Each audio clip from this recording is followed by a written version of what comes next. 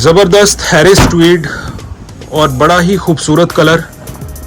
ये कलर क्या है ये आप हमें कमेंट में बताएं, नहीं तो मैं आपको वीडियो के एंड पे बताता हूँ। बड़ा ही खूबसूरत लाइट पिंक कलर है ये, और इसमें हल्का सा पर्पल का भी टच है। ये 3 कलर्स का कलर है।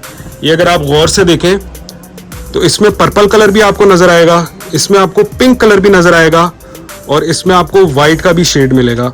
हैरिस ट्वीड है, ओरिजिनल है, और बड़ा ही खूबसूरत आर्टिकल है। ओरिजिनल वूल के अंदर, 100% वूल के अंदर ये आर्टिकल होता है।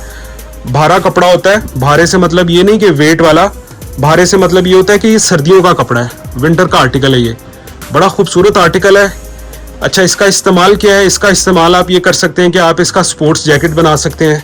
स्पोर्ट्स जैकेट आपने इंटरनेट पे जाके देखना है किस तरह का बनता है, फॉर्मल स्पोर्ट्स जैकेट। इसका आप बड़ा ज़बरदस्त ब्लेजर बना सकते हैं, किसी भी स्टाइल का, 2 बटन